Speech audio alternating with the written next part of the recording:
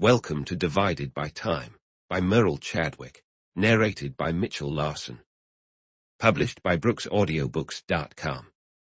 All rights reserved. No portion of this audiobook may be reproduced in any form without written permission of the publisher. Visit brooksaudiobooks.com for an awesome collection of unique, full-length audiobooks, and be sure to subscribe to be notified when new books are released.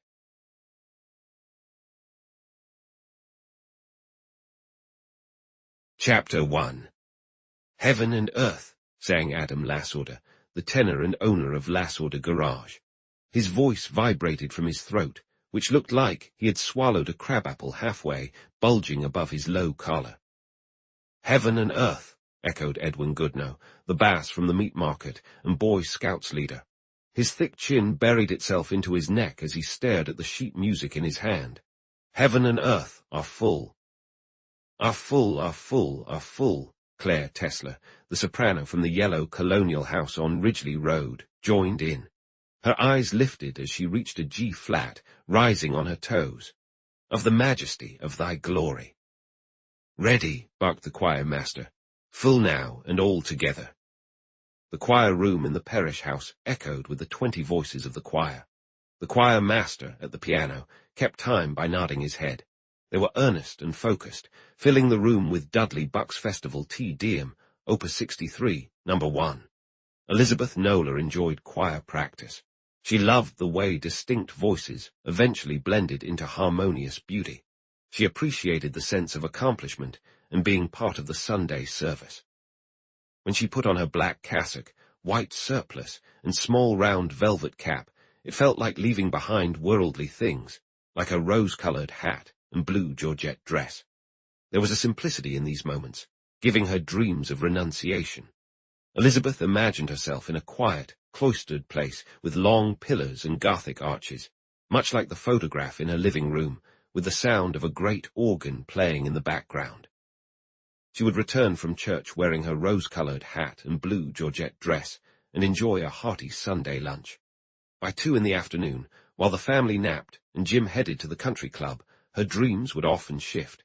Generally, they revolved around love, young, clear-cut love that was dramatic simply because it was love and always full of joy.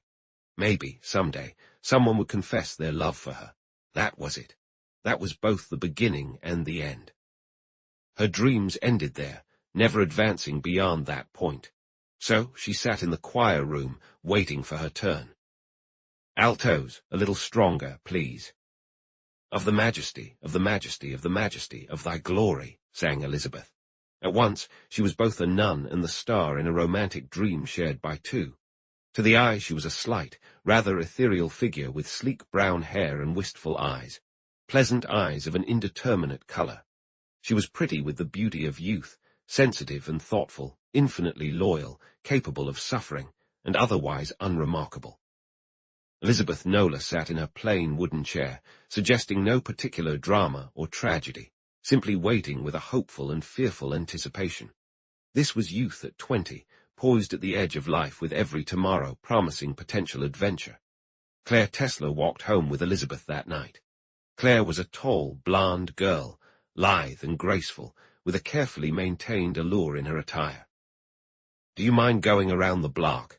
By Station Street?" she asked. There was something both furtive and open in her voice, and Elizabeth glanced at her. "Sure, but isn't that out of your way?" "Yes, you're always so funny, Elizabeth. It's hard to talk to you, but I need to talk to someone. I go by Station Street every chance I get." "Station Street. Why?" "I think you can guess why." Elizabeth could tell Clare was itching to be asked, but she didn't want to hear it. She hated these intimate confessions, the awkwardness of whispering about things best left unsaid. She paused, and Clare hooked an arm through hers. "You really don't know. Sometimes I feel like everyone knows, and I don't care anymore. I'm past that point." Clare's confession came out, innocent yet shameless, but with a certain dignity. She was obsessed with Doctor Dick Livingstone. Why, who knew, since he never even glanced at her? To him, she might as well be invisible. She trembled whenever she ran into him on the street, and sometimes he didn't even see her. She wasn't sleeping well anymore. Elizabeth listened, feeling deeply uncomfortable. She didn't see Clare's hopeless passion as a dramatic act or the self-inflicted joy of a masochist. Instead, she felt like she was involuntarily peering into the window of Clare's heart, seeing Doctor Dick Livingstone as an unknowing resident there. Elizabeth also felt a vague sense of guilt. Though her own dreams had been formless and shy, they had still revolved around someone tall, like Dick Livingstone, who could be both serious, in a professional way, and cheerful when he could relax. Generally, they were about someone like Dick Livingstone, but without his occasionally intimidating maturity and the pretense that he once used to dote on her as a child. "Sometimes I think he's deliberately avoiding me," Clare lamented. "There's his office, Elizabeth. Can we stop for a minute? The light's on. He must be there." "I wish you wouldn't, Clare. He'd hate it if he knew." Elizabeth kept walking, and Clare slowly followed. The Tessler girl's chatter abruptly stopped. She was pensive and suddenly suspicious. "Listen, Elizabeth, I think you're into him yourself." "Me? What's up with you tonight, Clare?" "I'm just thinking. Your tone was so weird." They walked in silence. Clare's stream of confidences had dried up, her eyes now calculating and a bit cold. "There's a lot of talk about him," she finally blurted out. "I assume you've heard it." "What kind of talk?" "Oh, gossip. It's everywhere. Everyone's talking about it. It's really hurting him." "I don't believe it," Elizabeth shot back. "This town has nothing better to do than gossip. It drives me crazy." She didn't try to decipher the complicated reasons behind Clare's need to tear down what she claimed to love, and she didn't bother to ask what the gossip was. Halfway up Palmer Lane, she turned onto the cement path fringed with early perennials leading to the white Nola house. Anger flushed her cheeks. She loathed Clare for her unsolicited confession and malice, and even resented Haverly, that charming, tree-lined suburb that thrived on chatter. She quietly opened the door and stepped inside. Mickey, the Irish terrier, lay asleep at the foot of the stairs, and her father's voice, reading aloud, drifted pleasantly from the living room. Suddenly her anger melted away. With the front door closed, the house's tranquility enveloped her. What did it matter if outside there was unreturned love, idle gossip, and even tragedy? She didn't consciously think this. She simply felt a wave of sanctuary and peace. Within these walls were everything one needed: love, security, and quiet happiness. Walter Nola, pausing to turn a page, heard her singing as she went up the stairs. In that brief moment, he too felt a surge of contentment. 25 years of marriage and everything was great. Nina was married, Jim had finished college, and Elizabeth was singing her way up the stairs. Here by the lamp, his wife was quietly knitting while he read to her. He was reading Paradise Lost. The mind is its own place, and in itself can make a heaven of hell, a hell of heaven. He made sure to do some serious reading every year. On Sunday mornings during church, Elizabeth tried hard to keep all worldly thoughts at bay. Despite her effort, she always felt a bit uneasy that the choir seats made her face sideways to the congregation. When she was 12, she decided her nose was too short, and nothing had changed her mind since. She rarely even glanced at the congregation. As she walked slowly up and down the main aisle behind the Courtney boy, who still had a soprano voice and carried the big gold cross, she always looked straight ahead, or rather, without realizing it, slightly up. She had started taking singing lessons when the piano music rack was high above her head, so she kept her eyes lifted as she walked up the aisle. She took the whole thing very seriously, because leading people from thoughts of food, golf, servants, or business to worship was a serious task. Even though she never glanced at the pews, she was always aware of two of them. The one near the pulpit was the Sayers' pew. It was like the town's social calendar. When Mrs. Sayer was there, it was the social season. You never knew when Mrs. Sayer's butler would call and say, "I am speaking for Mrs. Sayer, Mrs." Sayer wanted the pleasure of Miss Nola's company for lunch on Thursday at 1:30. When the Sayer pew was empty, the town knew the family was either in Florida or Santa Barbara if it was winter, or on the Maine coast if it was summer. The other pew was at the back of the church, and it had one, sometimes 3, occupants. Its attendees were unpredictable. Sometimes an elderly, portly man with white hair and fierce eyebrows would stroll in just as the sermon was ending. Other times, a hand would reach through the grill behind it, and a tall young man, who had been staring in the right direction but not always at the rector, would grab his hat, get up, and slip out. Before leaving, he would look at who the hand belonged to and lean over to speak to the little old lady who was the pew's consistent occupant. His words were either, "I'll be back for dinner," or "Don't wait up for me." Mrs. Crosby, without taking her eyes off the sermon, would simply nod. In recent years, Dr. David Livingstone had taken on fewer "Don't wait up for me" cases, and Dr. Dick had acquired a car which wouldn't freeze when left outside all night, and a more philosophical approach to sleep. 11 p.m. was bedtime for some people, but just 11 o'clock for him. When he went to church, he tried to listen to the sermon, but he often found his eyes drifting to Elizabeth Nola. Whenever his gaze wandered, as even the most devoted eyes sometimes do, it usually landed on the flag hanging beside the altar since the war. He had fought for his country in a sea of mud, never closer than 200 miles to the front lines, with a surgical kit instead of a gun, but he was content. Not everyone gets high adventure. If you had asked him suddenly for the name of the tall blonde girl singing among the sopranos, he wouldn't have known it. The Sunday morning after Clare Tessler's emotional confession, Elizabeth tried hard to focus solely on worship, as usual. But for the first time, she noticed the congregation with a different perspective. Some faces seemed blank, as if their minds had drifted far away or were asleep. Others looked focused, even devout. But now she started to sense that crowds could be cruel too. How many of them, she wondered, would gossip about Clare's confession later in the day? Elizabeth shifted in her seat and scanned the church quickly. The Livingstone pew was full, and up front Wally Sayer was staring right at her. She looked away quickly. The service ended. The Courtney boy walked down the aisle bright and shiny, carrying his glowing symbol. The choir followed, 2 by 2, first the women, then the sopranos, altos, and Elizabeth, and finally the men, freshly shaved for Sunday morning.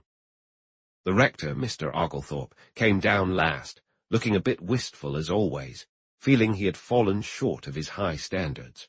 The benediction was given, the congregation slowly rose, and the cheerful hustle to leave began. Dr. Dick Livingstone stood up and helped Dr. David into his new spring coat. He felt very content.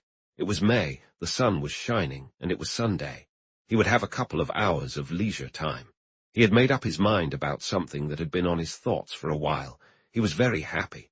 He looked around the church with an almost possessive gaze. These people were his friends. He knew them all, and they knew him. Despite his objections, they had added his name to the bronze tablet on the wall, recognizing him on the roll of honor. This small community was his entire world. Half smiling, he glanced around, not realizing that behind their bows and greetings, something had shifted, a hint of curiosity rather than unkindness. Outside on the street, he shielded his aunt, Mrs. Crosby, from the spring wind and waited at the car while David climbed in slowly, used to the creaky suspension of his ancient buggy. Years ago, Dick had dropped the formal uncle, and now just called him David. "You're playing golf this afternoon, David," he said firmly. "Mike had me check your buggy springs this morning." David chuckled, still loyal to his old horse and the ancient buggy that had been a familiar sight for decades. "I trust old Neddy," he'd say. "She doesn't freeze on cold nights, doesn't skid, and if I fall asleep, she'll get me home safely, which is more than I can say for any car." "I'm going to nap," he said comfortably. "Get Wally Sayer, I see he's back from somewhere, or invite a nice girl. Ask Elizabeth Nola. I don't think Lucy here expects to be the only woman in your life." Dick stared at the windshield. "I've been wondering about that, David," he said. "Just how much right?" "Balderdash," David interrupted. "Don't get any silly ideas." There was a brief silence as Dick drove on, lost in thought. Finally, he sighed. "All right," he said, "but how about that golf? You need exercise, you know you're gaining weight, and you smoke too much. It's either less tobacco or more walking, and you ought to know it." David grunted and turned to Lucy Crosby in the back seat. "Lucy, Do you know where my clubs are? You loaned them to Jim Nola last fall. If you get 3 of them back, you're lucky, Mrs. Crosby replied, her voice slightly sharp. She had long understood that her brother's possessions were essentially communal, only his due to his ability to buy them. Early in her widowhood, when she first moved back to his home, she realized that complaining only led to sneaky borrowing or lending. So she made him promise one thing. Just one thing, David, she had said. Tell me where everything goes. There wasn't a blanket for the guest room bed during the diocesan convention. I'll go over to the Nolas and grab them, Dick chimed in, trying to sound nonchalant. I'll visit the Carter baby too, David, and that'll take up the afternoon. Any messages? Lucy glanced at him, but David was already heading towards the house. Give Elizabeth a kiss for me, he tossed over his shoulder, chuckling as he walked up the path. Chapter 2. Lucy Crosby didn't share her brother's simplicity or his optimism. Marriage had pulled her away from the straightforward life he led as the sole doctor in a growing community. He made his own solid decisions and stuck to them. For David, the world was black and white, right and wrong, with no in-between. But for Lucy, between black and white lay a grey area of doubt and indecision, a place of compromise. Sometimes David's certainty frightened her. She passed the open door to the waiting room, seeing a few patient figures sitting quietly, and headed to the kitchen. Minnie, the elderly maid, was reading at the table amidst the smell of roasting chicken. Outside the kitchen door on the porch was the ice cream freezer for dinner. The house radiated a sense of peaceful, homely comfort and security. I'll help you with your veil, Minnie offered, getting up. You've got about 10 minutes to lie down. Mrs. Morgan needs her ears treated. I hope she doesn't talk my ear off for an hour. Oh, she will, Minnie replied, her mouth full of pins. She'd still be talking to me if I had stood there. That woman's got nerve. I don't like you talking that way about the patients, Minnie.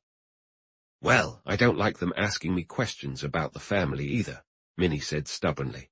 She wanted to know who Dr. Dick's mother was. Said she had a woman here from Wyoming and thought she'd known his family. Mrs. Crosby stood still for a moment. She should bring her questions to the family, she said after a pause. Thank you, Minnie.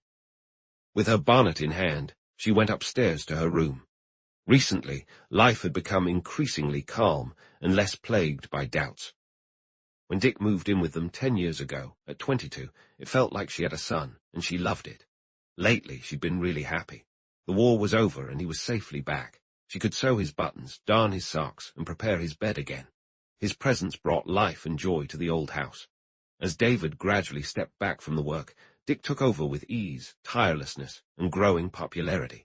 She put her bonnet away and suddenly felt a strong, unexpected anger towards David. He had made his choice and stuck to it, never doubting even for a moment during those anxious, early days that he was doing the right thing. But now, this was the result of shaping a life according to a preset plan, something only God should do, not man. She sat by her window, rocking slowly to calm down. Outside, the Sunday activities of the little suburban town continued. Nina Nola, who had recently married Leslie Ward, driving her stylish car. Harrison Miller, the cynical bachelor next door, heading to the station for the New York papers. Young couples taking their babies out in strollers. Younger couples, lost in each other and dreaming of the future. And that, too, she thought bitterly, Dick was in love. She kept an eye on him for so long that she was certain now. She sensed it in his voice whenever he talked about the Nolas. Over the past few months in church, she watched him watch Elizabeth. But David was so sure, so confident. The office door closed, and Mrs. Morgan stepped outside, wrapping a knitted scarf around her ears to guard against the wind. As soon as she left, David started his slow climb up the stairs to wash up for dinner. She stopped rocking in her chair. "David," she called out sharply. He opened the door and came in, a bulky figure with a faint scent of medicinal drugs, looking cheerful and calm.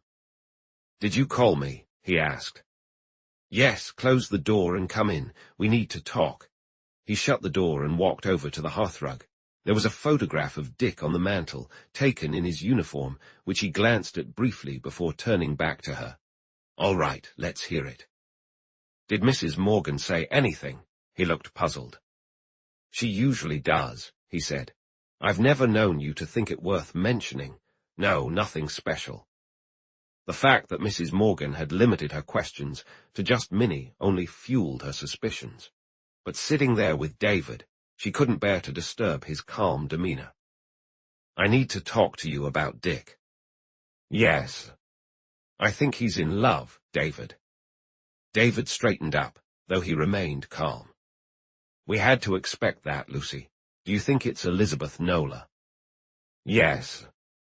There was a moment of silence.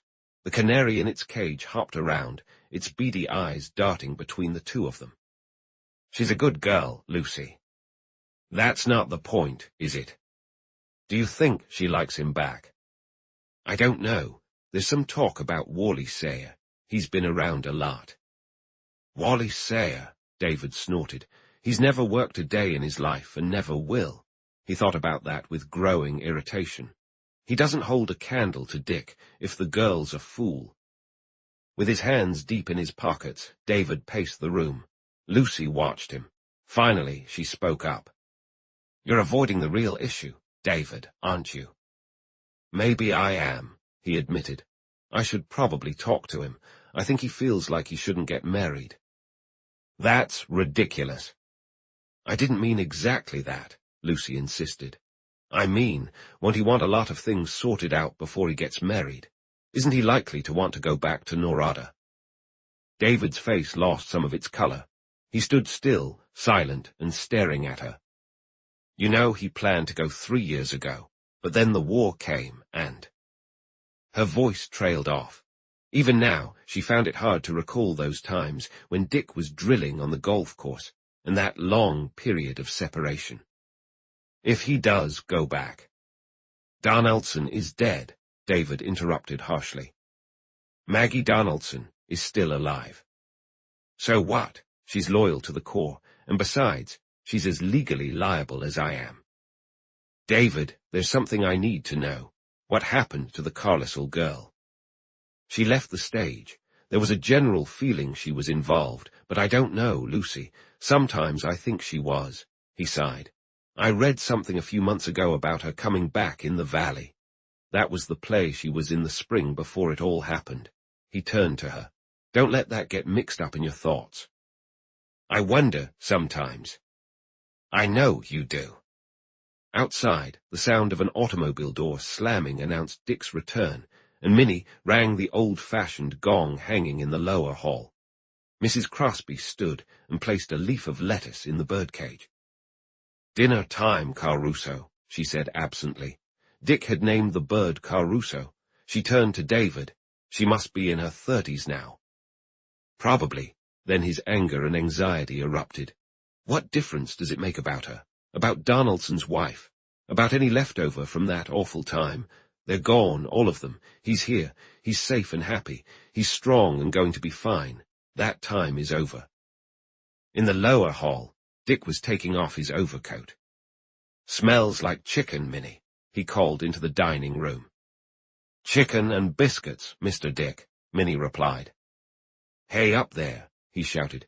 Come feed a starving man. I'm about to silence the doorbell. He stood there, beaming up at them, looking sharp in his Sunday suit. Despite being 32, he still had a boyish charm.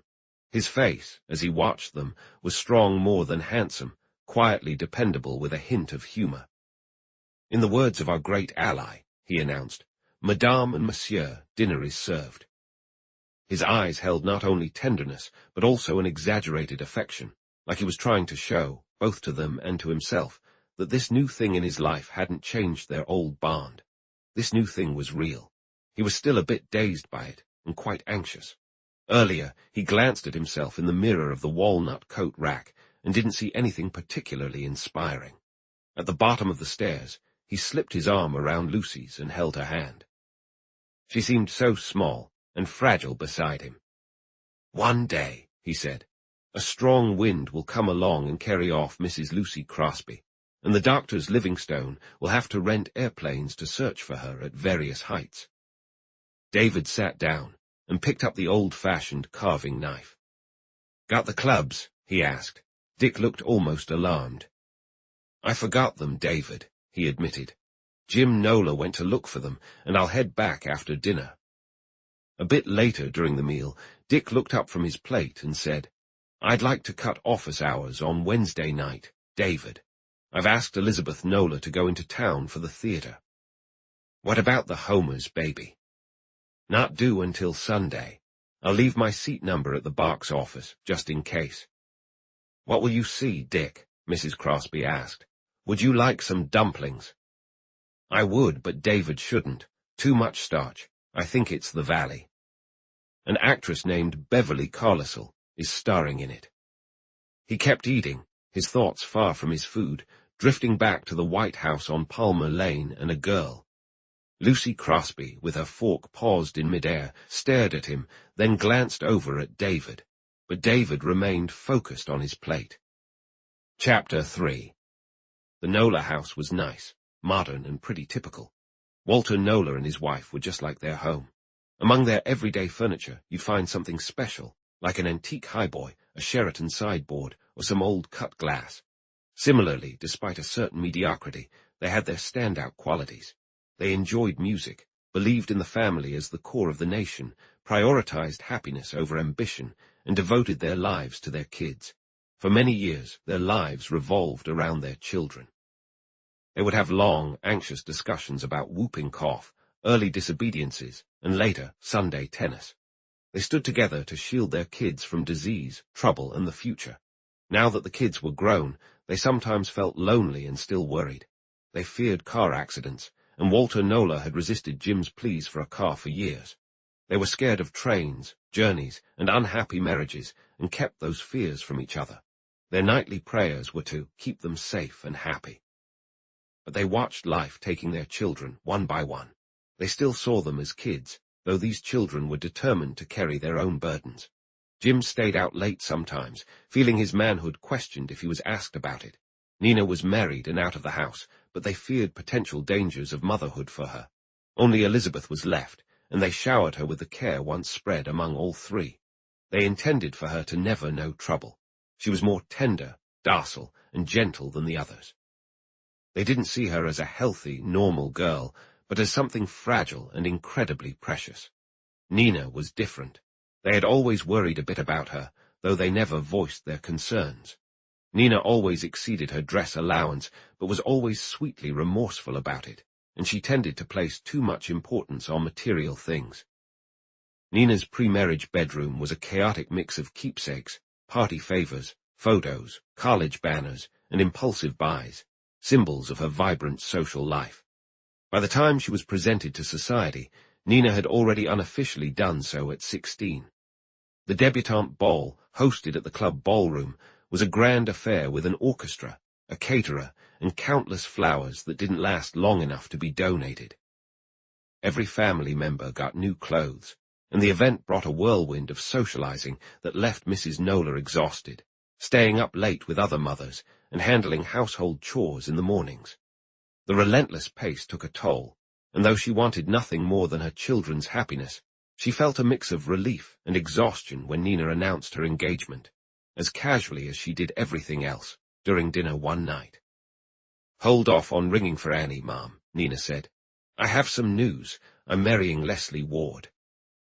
There was a brief pause before her father asked, "Wait a second. Is that Will Ward's son?" "Yeah, but he's hardly a boy." "Well, he needs to come see me before we talk about engagements. Has that crossed your minds?" "He'll come by. He wanted to tonight, but Howard Moore's having his bachelor party. Hopefully he doesn't look too rough tomorrow. These bachelor parties. We should probably host a dinner, Mom, and make it official." So they threw a dinner party, complete with a silver loving cup that would later gather dust on the Sheraton sideboard.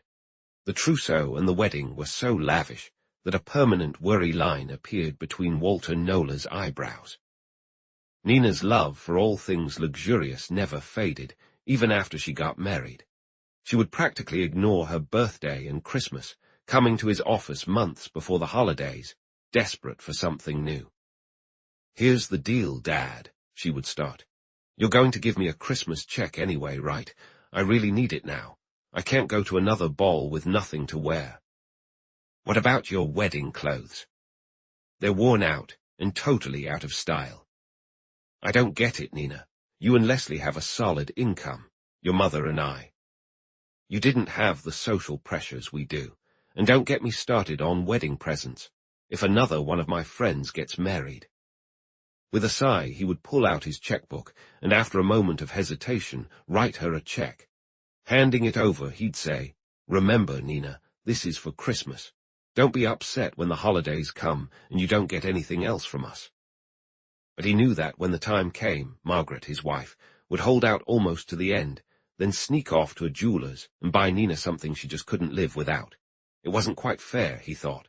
It wasn't fair to Jim or Elizabeth, especially to Elizabeth. Sometimes he looked at Elizabeth with a quiet prayer in his heart, never spoken, hoping life would be kind to her, that she could keep her dreams and innocence, that her wholesome nature might protect her from unhappiness. When she sat reading or sewing, the light catching her soft hair, he saw a purity in her that seemed to glow. He was immediately defensive a night or two before, when Dick invited Elizabeth to go to the theatre, and Margaret said, "The house was livelier when Nina was home." "Yeah, and you were pretty fed up with it. A bunch of loud, young idiots filling the place. Piano and phonograph both blaring, pairs of gigglers rummaging in the fridge, others on the stairs and the porch, cigar ashes and cigarette butts everywhere, and more annoying couples making out than I've ever seen in my life." He picked up his newspaper, only to put it down almost immediately. "What's that Sayer boy hanging around for?" "I think he's in love with her, Walter." "Love any of the Sayer clan. Jim Sayer drank himself to death, and this boy is just like him. And Jim wasn't faithful to his wife. This kid is just an heir, that's all." Margaret Nola gaped at him. "Why, Walter," she said. "He's a nice boy and a gentleman." "Why? Because he stands when you walk into the room. Why don't you encourage real men to come here? There's Dick Livingstone. He's a real man." Margaret hesitated. "Walter, have you ever thought there was something odd about Dick Livingstone coming here? It's good for the town that he did. But nobody had any idea David and Lucy had a nephew. Then he shows up, and they send him to medical school and everything. I've got relatives I haven't informed the town about," he said, with a grim smile. "Well, there's something strange. I don't believe Adam Livingstone, the brother in Wyoming, ever had a son." "What makes you say that?" "Mrs. Cook, Morgan's sister-in-law, was visiting recently. She says she knew Adam Livingstone well years ago out west, and she never heard anything about him being married. She insists he wasn't married." "And you can trust the Morgan woman to spread the news," he said with angry sarcasm. "Even if it's true, what's the point? Suppose Dick is an illegitimate child. That's the worst it implies. It doesn't reflect on Dick. The Livingstone side has good blood, I'll tell you that." "You were very picky about Wally Sayer's family, Walter." "That's different," he snapped, and retreated back into gloomy silence behind his newspaper. Damn these women anyway. It was typical of some drama queen to show up and stir up old, dead gossip. He'd defend Dick if it ever came to that. He liked Dick. What did his mother even matter? If the town couldn't see Dick Livingstone's worth after all these years, then maybe he should move on. He stood up and whistled for the dog. "I'm going for a walk," he said shortly, and headed out. He always walked when something was bothering him. The Sunday afternoon after Dick left, Elizabeth was alone in her room upstairs. On the bed lay a dress that Nina would call a dinner gown, but to Elizabeth it was just her dark blue dress. In her private space she had an air of noble simplicity. Her steady gaze could be almost unsettling. "She's the saintly type who'd crash and burn for a man without even realizing it," Nina had once said flippantly. "No man could ever do that to me." But at that moment, Elizabeth looked the farthest thing from shipwrecked. The Nola house felt like a safe haven that afternoon, as it always did. Life carried on in its comfortable upper-middle-class routine. Candles and flowers on the table with a neat waitress to serve, little shopping trips, fine hand-sewing on delicate lingerie for rainy days, small gifts of books and candy, invitations and discussions about what to wear, choir practice, teaching a class at Sunday school, a bit of charity work. Nina's explosive energy had moved on to a stylish little house with a butler on Ridgely Road. Elizabeth looked just as she was, faithful and quietly loyal, calm and serene, not demanding much but hoping for more, full of small, unspoken dreams and silent prayers. Waiting, though she didn't know she was. Sometimes she worried. She felt she needed to do something. A lot of the girls she knew felt the same way, but none of them really knew what that something was. She often felt like she wasn't being very useful, and had even talked to her dad about it a couple of years ago, when she was just 18. "So, what exactly do you want to do?" he had asked. "That's the problem," she said, feeling down. "I have no idea. I don't have any particular skills, but I don't think I can just let you keep supporting me forever." "Well, I doubt that'll be necessary," he had replied, a bit sarcastically. "But here's what I think is important. I don't intend to work without getting something out of it, and my family is that something. Just stick around and keep making me happy like you do, and you're playing your part in the world. Don't forget that." That had reassured her. She decided then that she would never marry but would stay with her dad, just like he suggested, for the rest of her life. She was totally serious and determined about it. She picked up a blue dress and held it up in front of her mirror. It looked a bit worn out, she thought, but it's not like the theater was a dance, and it would look better at night anyway. She had been anxiously looking forward to next Wednesday evening ever since Dick Livingstone had left. It felt incredibly important. Actually, it was incredibly important.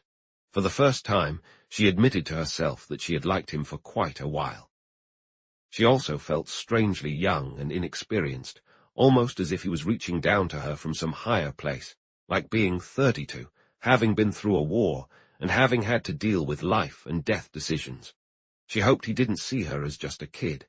She heard Nina coming up the stairs. As her heels clicked on the hardwood floor, she placed the dress back on the bed and approached the window. She saw her father on the path below, obviously headed for a walk. It hit her then that Nina must have been asking for something. Nina entered and shut the door. She was shorter than Elizabeth and very pretty. Her eyebrows were perfectly shaped, and from her shiny hair to her brown suede pumps she looked flawless, clearly a result of hours of careful grooming and dressing. She was undeniably beautiful. With a sigh, she sat down on Elizabeth's bed. "I really don't know what to do about father," she said. "He overreacts to the smallest things. Elizabeth, could you lend me $20? I'll get my allowance on Tuesday." "I can give you 10. "Well, ask Mother for the rest, won't you? You don't have to mention it's for me. I'll pay you back on Tuesday." "I'm not asking Mother, Nina. She's had lots of expenses this month." "Then I'll borrow from Wally Sayer," Nina said, accepting defeat cheerfully.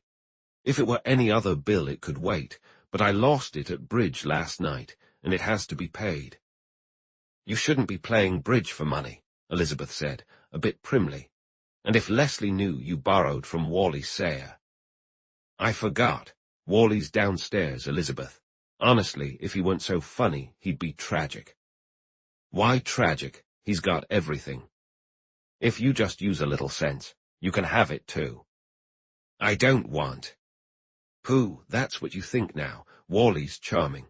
Lots of girls are crazy about him, and he's got all the money in the world." Getting no response from Elizabeth, she continued, "I was thinking about it last night. You'll have to marry someday, and it's not like Wally's a bad guy or anything. I guess he knows what he's doing, but then again, don't they all?" She stood up. "Be nice to him anyway," she said. "He's head over heels for you, and when I think about you living in that house, it's an amazing place, Elizabeth. She's already got a suite waiting for Wally to get married before she decorates it." Elizabeth glanced around her pristine little room, with its painted vanity, chintz, and simple white bed with the blue dress draped over it. "I'm perfectly content as I am," she replied.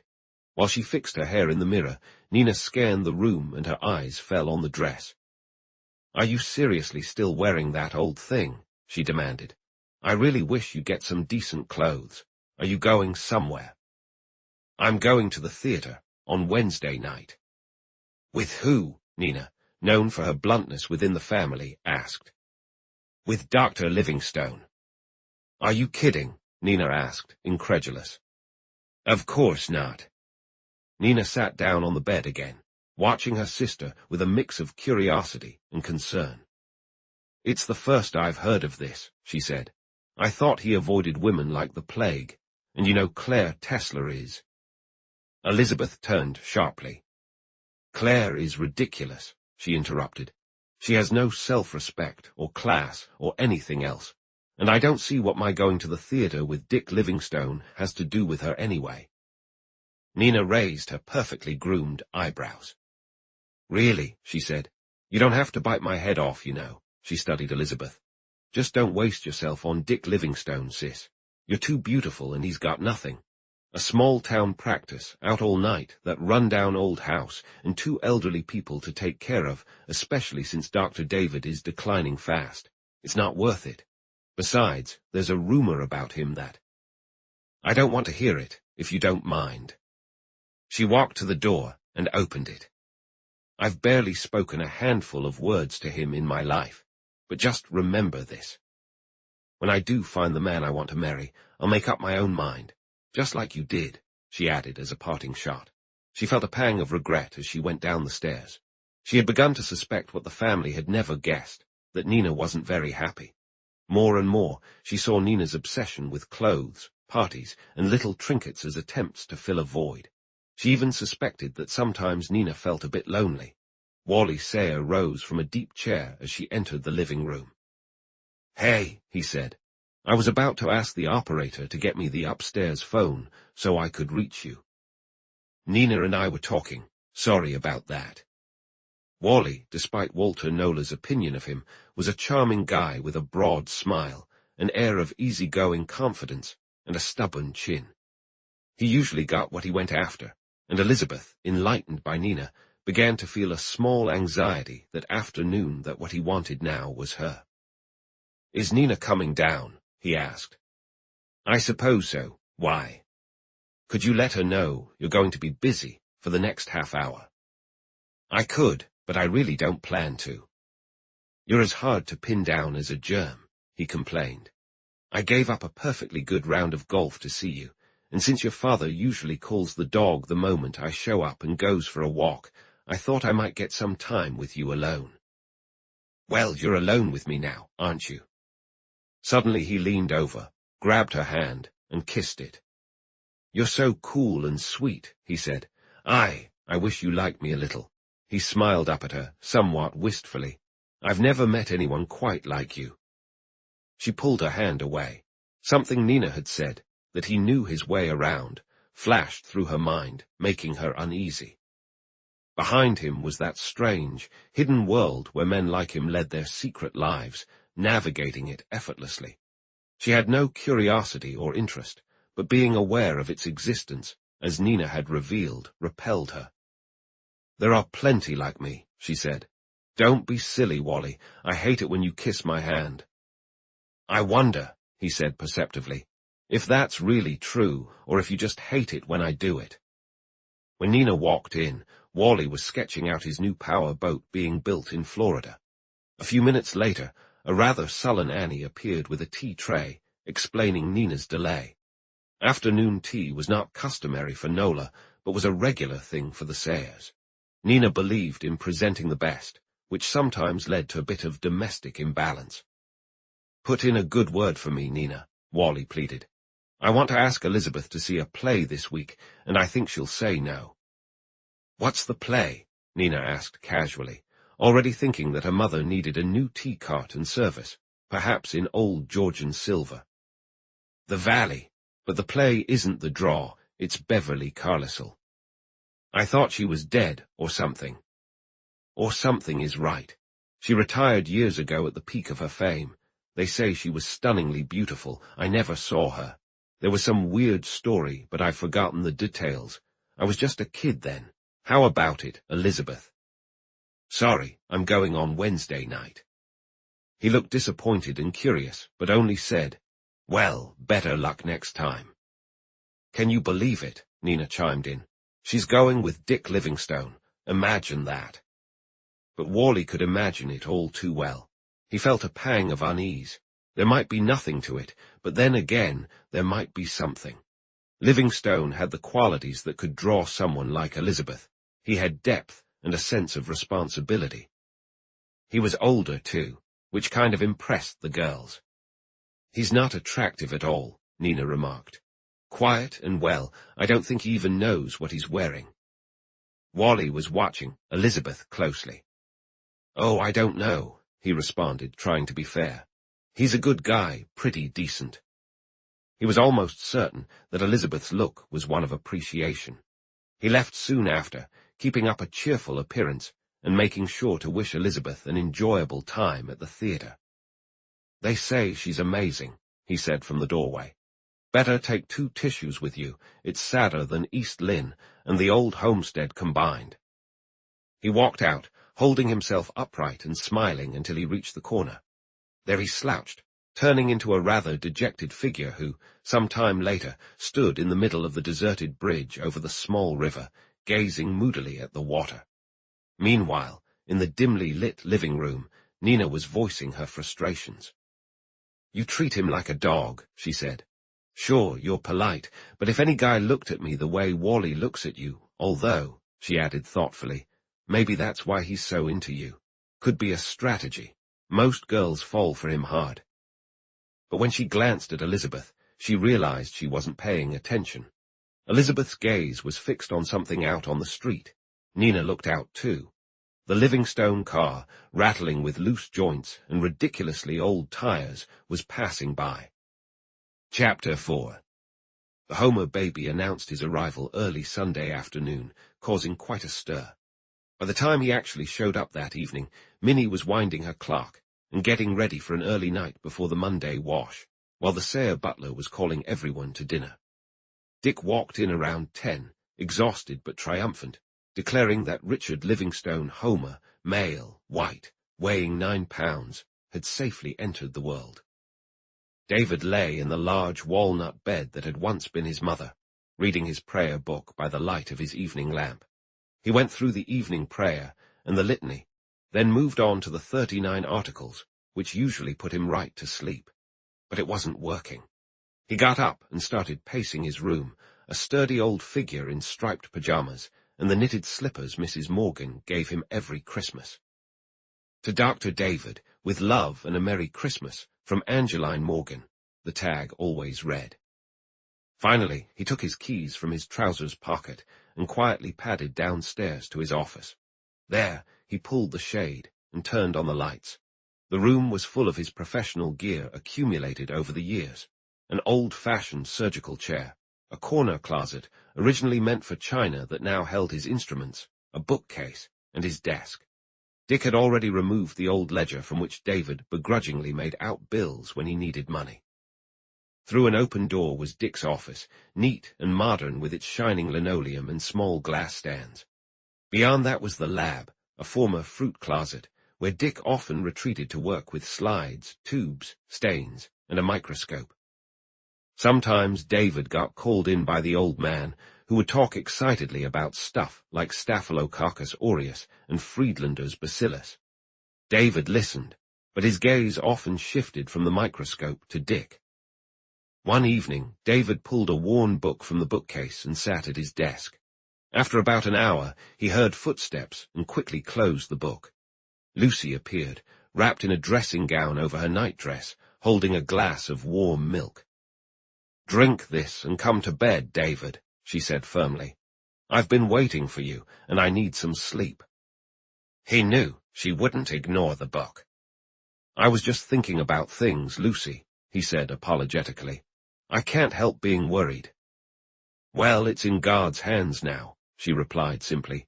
"Take this up and drink it slowly. If you gulp it, it'll sit heavy in your stomach." She stood by as he put the book back and turned out the lights. In the darkness, she led the way upstairs. "You should drink the milk yourself, Lucy," he said. "You're not sleeping either." "I've had some. Good night." David sat on the edge of his bed, sipping the milk. She was right, it wasn't in their hands. He felt a sudden release, like a burden lifting off him. Crawling into bed, he fell asleep almost instantly.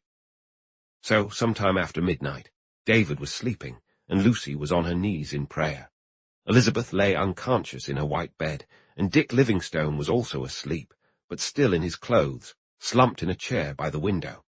The street lamp's light revealed lines of fatigue and stress on his face, lines that only appeared when sleep stripped away the mask a man wears to shield his soul. But others were still awake at midnight.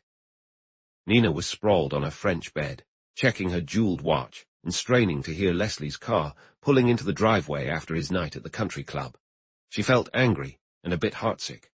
Meanwhile, the night editor of one of the morning papers was sipping coffee that an intern had just brought in, skimming through the stack of articles on his cluttered desk.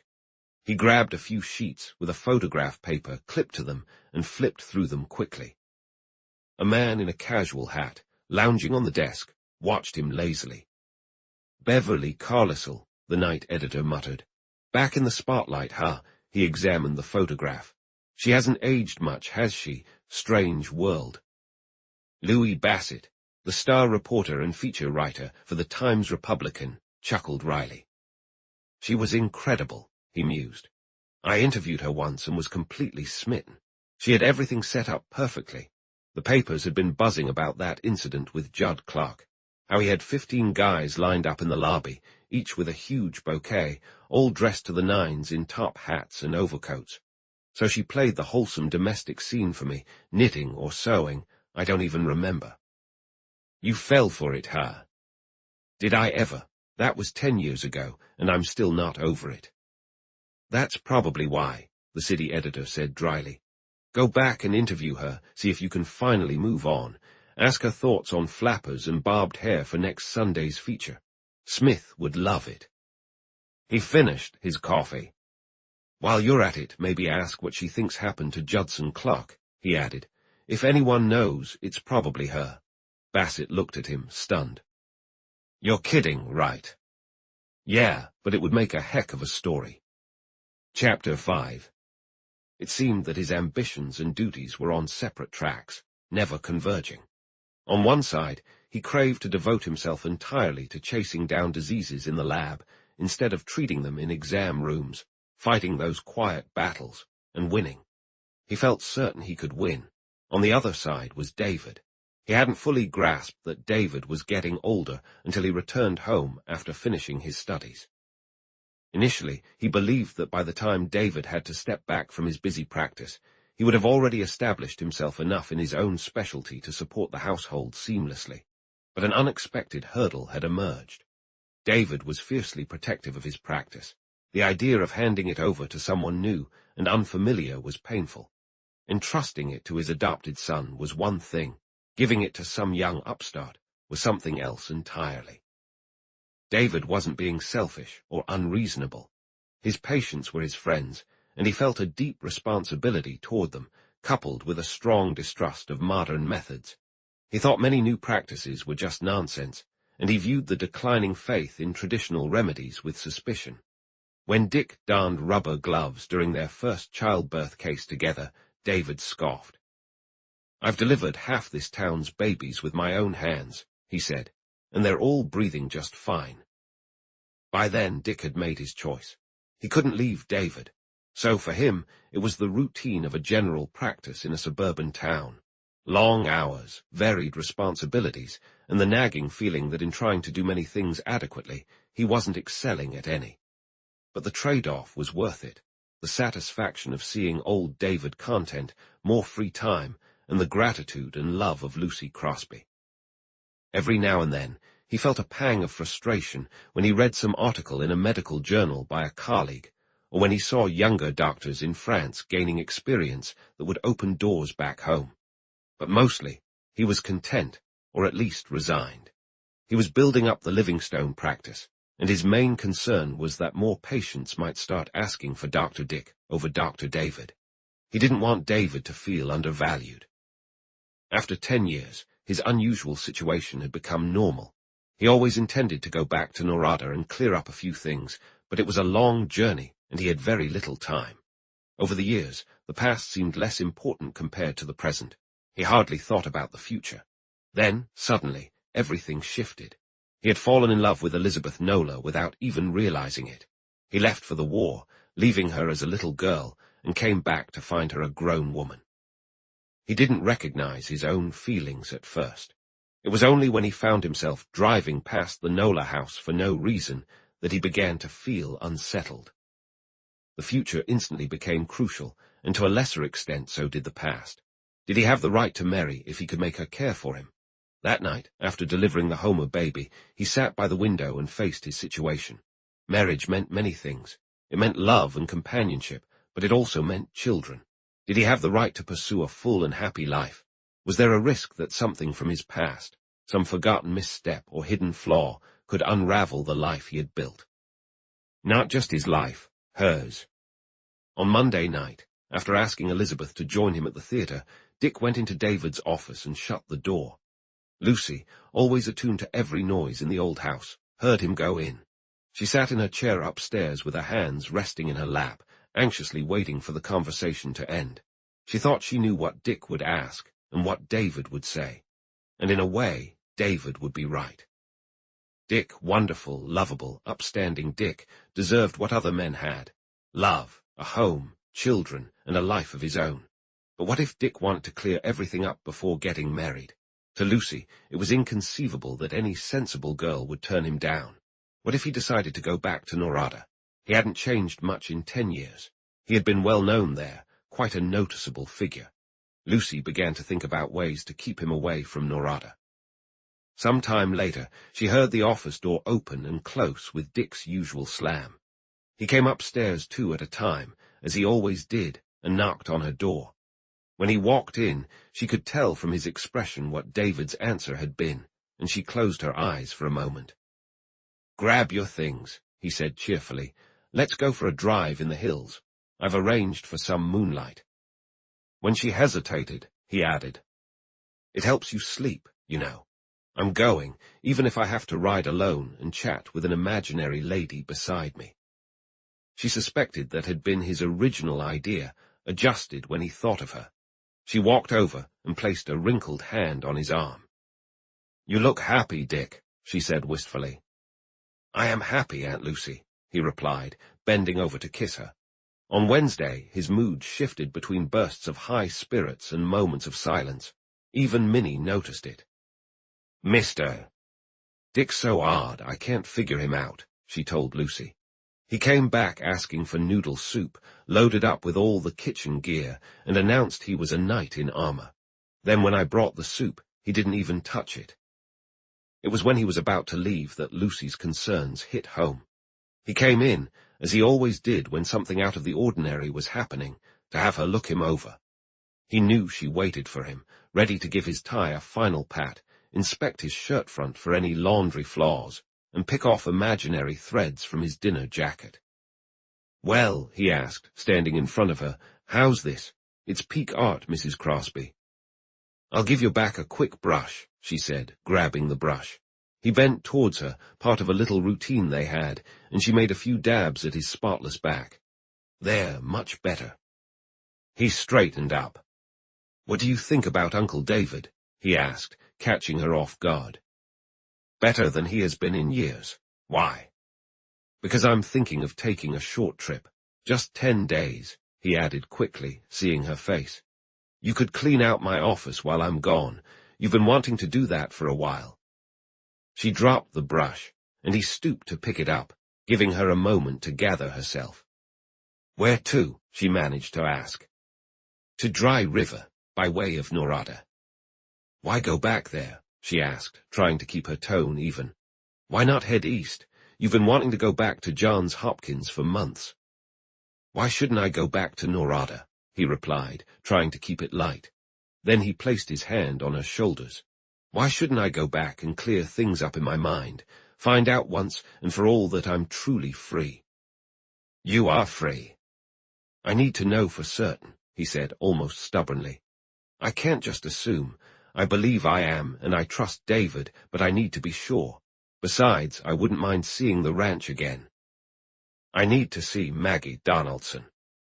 She's not at the ranch. Her husband passed away, you know. I think I can find her, he said. I'll give it my best shot.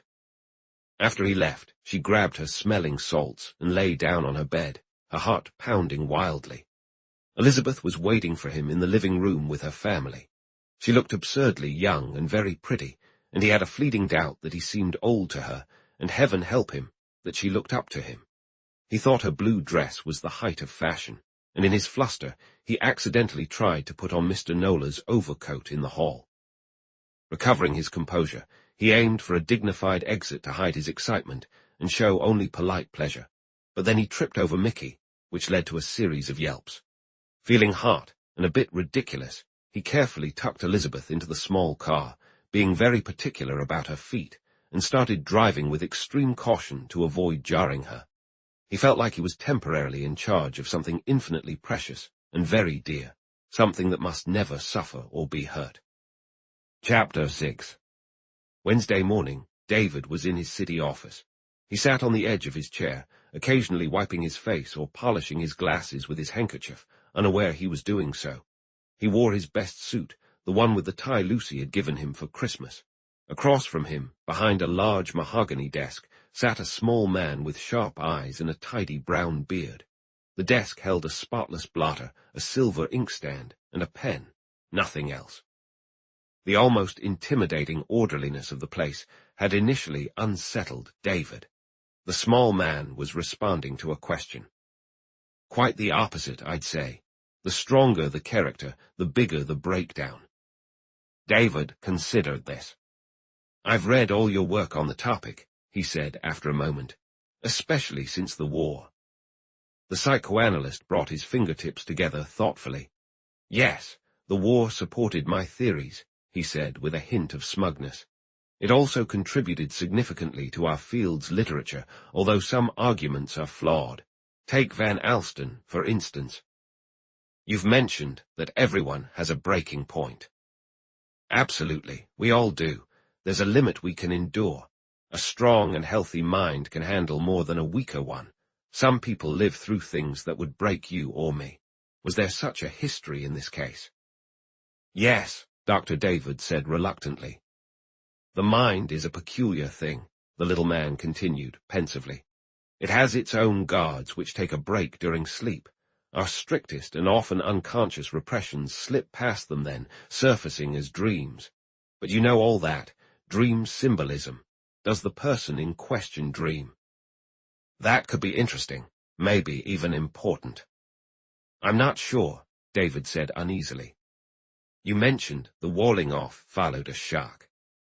Yeah, shock, and a severe illness. Was there fear involved with the shock? David paused. Yes, he finally said. A lot of fear, I think. Dr. Nola glanced at David before looking away. I see, he nodded. So, when you say part of the past was walled off, do you mean part or all of it? Pretty much all of it. I'll explain later. But what about the walling off? It's usually due to what we call the protective mechanism of fear. Fear is often at the root of these cases. Not cowardice, but more like reaching a limit of endurance. Fear is complex, you know. Even a small amount of dislike can make us forget people's names. But if you've been reading up on the subject... I've been studying it for 10 years. 10 years? Are you saying this condition has lasted for 10 years? David licked his dry lips. Yes, he admitted. It might not have lasted that long, but the person who did this experiment used suggestion. The patient was very ill and weak. The idea was that he shouldn't reconnect with his past. He completely forgot the period immediately before, but over time, the earlier memories started to come back. Suggestion was used to make those returning memories fit what he was told. Again, Dr. Nola quickly glanced at David before looking away. An interesting experiment, he remarked. It must have taken courage. It was a justified experiment, David said firmly. And yes, it took a lot of courage. David stood and reached for his hat, preparing for the main reason he was there. What I've been wondering, he said carefully, is this. This mechanism of fear, this wall, how strong is it? Strong. Yeah, like a dam. It holds back certain memories, like a floodgate. Is there anything that might trigger it? Maybe something intimately linked to that forgotten time could. I'm not sure, Livingstone. We've only just started exploring the mind, and while we have many theories, we only have a few solid facts. For instance, primal instincts. He continued talking, with David nodding occasionally, seemingly understanding, but his thoughts were elsewhere. He knew the theories. A lot of them seemed nonsensical to him. Dreams might come from the subconscious, but many came from the stomach too. They could be safety valves for the mind, but they could also be due to heavy food. He wasn't interested in dreams. He wanted facts. Facts and hope. The office attendant came in neat as the desk, relentlessly orderly, almost robotic. She placed a pad in front of the small man and left. He stood up. "Let me know if I can help further, Doctor," he said. "And I'd be happy to see your patient any time. I'd like a record for my files." "Thank you," David said, standing and fidgeting with his hat. "I guess there's nothing to do. The dam will either hold or break." That's about right. Since the conditions that built the defensive mechanisms were unhappy, I'd say happiness will play a big role. Happiness and a regular routine will go a long way in maintaining the status quo. I'd recommend avoiding returning to the unhappy environment and no shocks. Nothing that could break down the wall. Outside in the corridor, David remembered to put on his hat. Happiness and a normal routine, sure, but no shocks. Still, he felt a bit comforted, as though discussing the situation openly had helped. He had carried his burden alone for 10 years, with only Lucy's worries for company. He wandered through the city streets and eventually found himself at the railway station without recalling how he got there. Across from the station was a large billboard advertising Beverly Carlisle's play, The Valley. He stared at it for a while before heading in to buy his ticket. It wasn't until he was on the train that he realized he'd forgotten to grab lunch. That evening, he went about his work as usual, but he felt exhausted. When Lucy came in at 9 o'clock, she found him dozing off in his chair, his collar barely letting him breathe and his face flushed. She woke him up and then sat across from him, keeping him company until they heard the car pull up outside. She had her sewing with her, and David pretended to read. Occasionally, he glanced at his watch. At midnight, they finally heard the car and the slamming of the stable door, followed by Dick's footsteps on the walk outside. Lucy was very pale, and her hands shook as she held her sewing. Suddenly, she stood and placed a hand on David's shoulder. Dick was whistling on the kitchen porch.